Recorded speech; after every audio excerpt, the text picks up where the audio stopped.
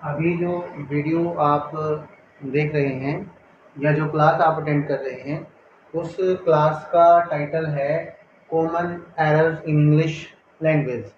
अंग्रेजी भाषा में जो आम गलतियां होती हैं वह जो भी आप में से जो भी स्टूडेंट्स प्रिपरेशन कर रहे हैं कॉम्पिटिटिव एग्ज़ाम का, दे नो वेरी वेल कि कॉमन एरर्स को अभी उनके पास क्वेश्चंस आते हैं।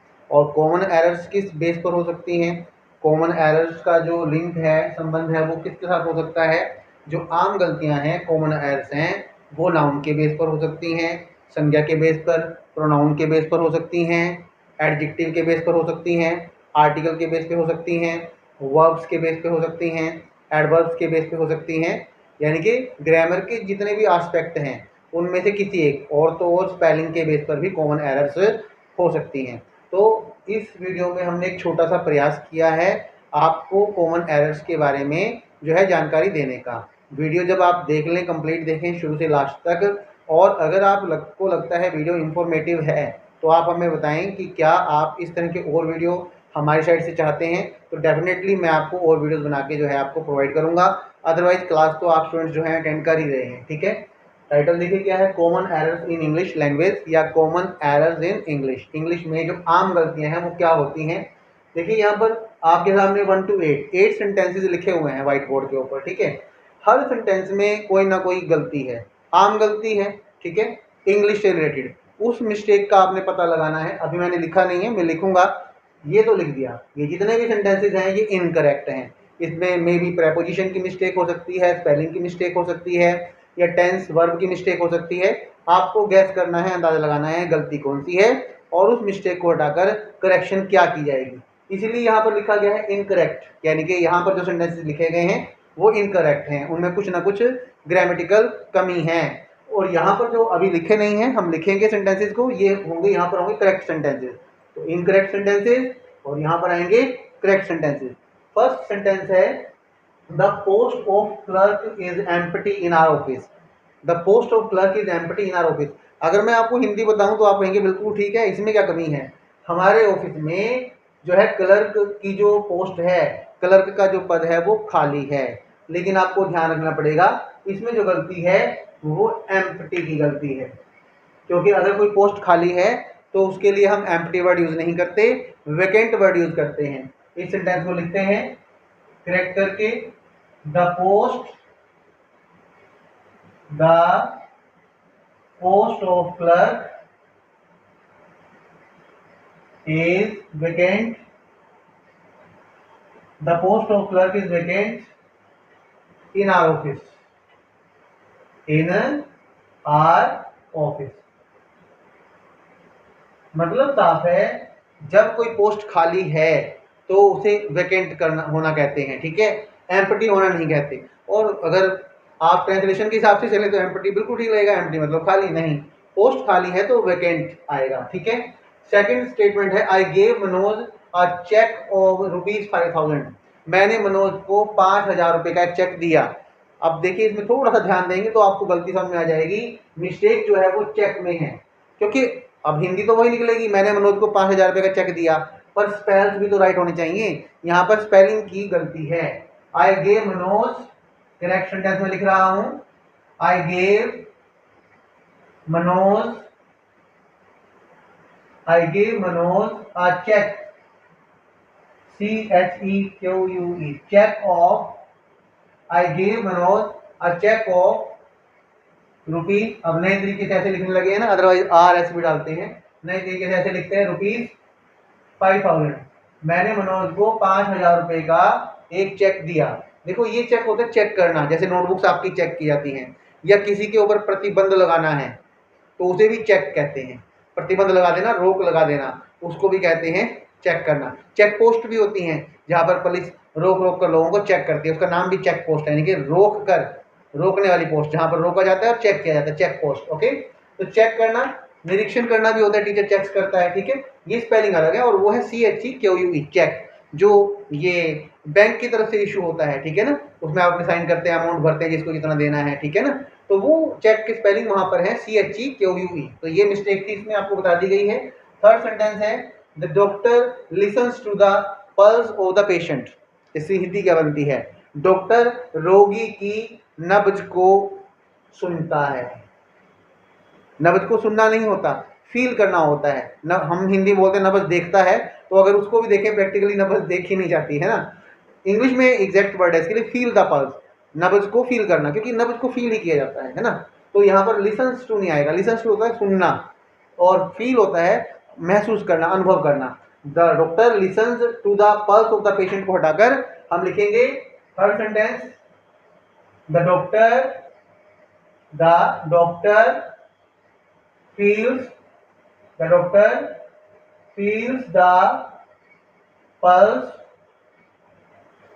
of the patient। डॉक्टर जो है वो रोगी की पल्स को फील करता है, उसकी पल्स को, उसकी नब्ज को महसूस करता है, ठीक है, नब्ज देखता है। नेक्स्ट है विद्या हैज पास्ड एमए इन 2020। अगर आपने टेंसेस वगैरह के ऑडियो जो वीडियोस हैं वो देखे हैं, तब आपको मिस्टेक्स क्लियरली आपको दिखाई देगी कहाँ पर गलती हो रही है। पास्ट से रिलेटेड टाइम है इन 2020, इन 2020 भी बोल सकते हैं 2020। इस समय का संबंध पास्ट से है, भूतकाल से है।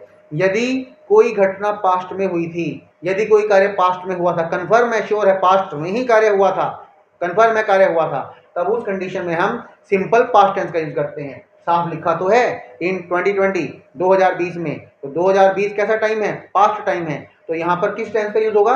सिंपल पास्ट टेंस का यूज होगा। सिंपल पास्ट टेंस में हाँ वाले वाक्य है, जो पॉजिटिव सेंटेंस है वो कैसे बनते हैं? सेकंड फॉर्म के यूज से बनते हैं। तो यहाँ पर जो हैज है वो एक्स्ट्रा है, और सेकंड फॉर्म हैज के साथ तो वैसे पास्ट थर्ड फॉर्म है, और अगर मैं फर्स्ट वर्ब लेता हूँ पास, फर्स्ट होगी पास, पास करना, second form past, third form भी पास्ट। यहाँ पर हैज के साथ थर्ड फॉर्म के रूप में पास्ट आया है, जबकि इन 2020 के बेस पर 2020 में कार्य हुआ था, हमें सिंपल पास्ट टेंस का यूज करना है। हैज को भी हटाना होगा, पास्ट को भी, और इसके प्लेस पर सिंपली सेकंड फॉर्म का यूज किया जाएगा, पास्ट। विद्या फोर्थ सेंटेंस है,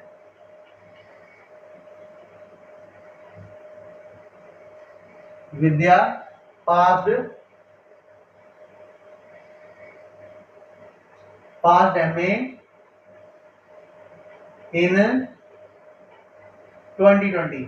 विद्या ने 2020 में एमए पास की थी। नेक्स्ट सेंटेंस है इलेक्शन डिबेट। ये किसी टीवी प्रोग्राम का नाम है, इसलिए इलेक्शन में ई कैपिटल है ही, वो तो होना ही था। डिबेट में भी डी कैपिटल है, यानी कि ये किसी टीवी प्रोग्राम, कोई फेमस टीवी प्रोग्राम, उसका नाम है इलेक्शन डिबेट, यानी कि वो प्रोग्राम जिसमें चुनाव के ऊपर वाद विवाद हो रहा है, इलेक्शन डिबेट। वो जो टेलीकास्टेड यस्टरडे, जो इलेक्शन डिबेट है उसे कल टेलीकास्ट किया गया था। अब आपको इसमें ये पैसिव वॉइस में है, एक्टिव में नहीं है, पैसिव वॉइस में टेलीकास्ट किया गया था अथॉरिटीज के द्वारा, किसी न किसी के द्वारा। इलेक्शन डिबेट वो जो टेलीकास्टेड यस्टरडे। अब देखिए इसमें जो कमी है, इसमें जो प्रॉब्लम है वो टेलीकास्ट को लेकर है। फर्स्ट फॉर्म भी टेलीकास्ट, सेकंड भी और थर्ड भी टेलीकास्ट, ओके। तो यहाँ पर टेलीकास्टेड जो है थर्ड फॉर्म के रूप में यूज नहीं होगा। वर्ब की जो वो वर्ब पैसिव वॉइस है, पैसिव वॉइस में चाहे आप प्रेजेंट का पैसिव करें, आप पास्ट का पैसिव करें, फ्यूचर का, पैसिव वॉइस में हमेशा वर्ब की जो है थर्ड फॉर्म का यूज करना होता है। तो यहाँ पर वर्ब की जो थर्ड फॉर्म है वो टेलीकास्ट है, टेलीकास्टेड नाम से वर्ब की फॉर्म नहीं है, ठीक है। तो करेक्ट कर देंगे, election debate was telecast yesterday. Sentence number 5 है इलेक्शन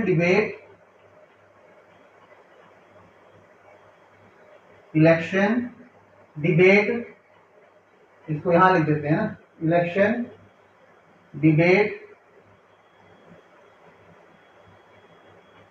was telecast yesterday।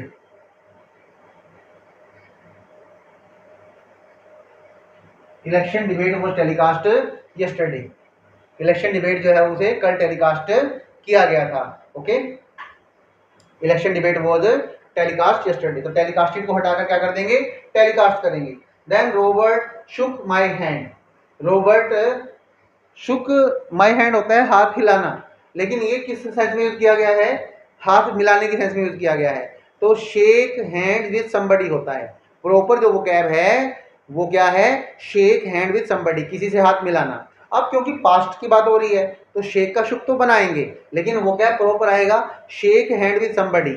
अगर इसको पास्ट में लेकर जाएंगे तो बन जाएगा shook hands with somebody.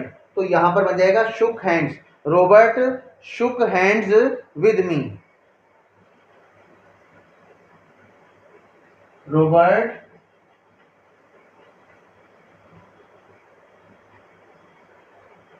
shook hands with me. Robert ने मुझसे हाथ मिलाए. Robert shook hands with me. रॉबर्ट ने मुझसे हाथ मिलाए. देन है Puja is my cousin sister. Puja मेरी कजन सिस्टर है. क्या मिस्टेक है यहाँ पर? सिस्टर. कजन क्या होता है? कजन का अर्थ ही होता है चचेरे, चचेरा, फुफेरा, ममेरा. ठीक है, तो ये जो भाई बहन होते हैं, चचेरा, फुफेरा, ममेरा, जो भी है, ये भाई बहन जो आपस में होते हैं उनको बोलते हैं कजन. अब इसके कजन के अंदर ही है, इंक्लूड है कि जो चचेरे, फुफेरे, ममेरे भाई बहन होते हैं उनको ही कजन कहा जाता है. यानी कि अब हमें सिस्टर और ब्रदर की आवश्यकता नहीं है, तो यहाँ पर हमें क्या रखना है? कजन रखना है. सिस्टर को हटा देंगे. पूजा इज माई कजन. 7 नंबर पे है पूजा इज माय कजन.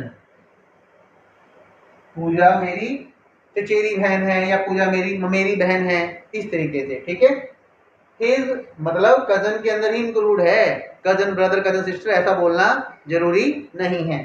ठीक है. His grandfather died at the age of 90 years. यहाँ पर क्या मिस्टेक है? इस वाक्य में ईयर्स की मिस्टेक है.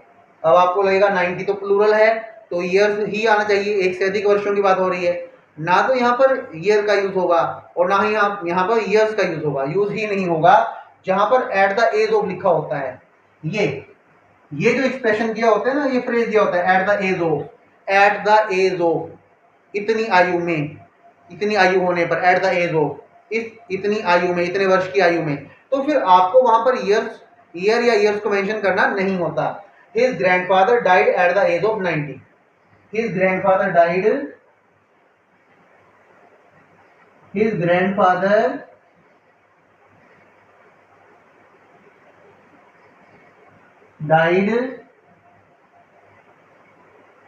at the age of 90. Years का यूज नहीं करेंगे. मतलब जिस वाक्य में भी आप ये देखते हैं एट द एज ऑफ, ये जो फ्रेज दिया हो, शब्द समूह दिया हो, उस वाक्य में आप फिर एज के साथ ईयर्स को मेंशन नहीं करते. मैंने तो अपनी तरफ से फुल एफर्ट, कंप्लीट एफर्ट किया है कि आपको कॉमन एरर्स की जानकारी मिल सके, और ये पहला प्रयास है मेरा. कॉमन एरर्स के बारे में फर्स्ट वीडियो है. जब आप वीडियो एंड तक देखते हैं तो कमेंट करके प्लीज बताएं, क्योंकि जो यहाँ पर स्टूडेंट्स क्लास में बैठे हैं उनसे तो मैं अभी उनकी जो है ऑब्जर्वेशन, उनका क्या फील हुआ, समझ में आया नहीं आया, उनसे बात कर लूंगा. और जब आप इस वीडियो को देखते हैं, चाहे मेरे स्टूडेंट्स हैं या दूसरे व्यूअर्स हैं, वो प्लीज बताएं कि उनको क्लास में जो दी जा रही है जानकारी वो समझ में आ भी रही है या नहीं समझ में आ रही. अपना सजेशन दें, सुझाव दें. कॉम्प्लीमेंट और कमेंट दोनों ही वेलकम हैं. ठीक है. Thanks for attending your class. Thanks for watching this video.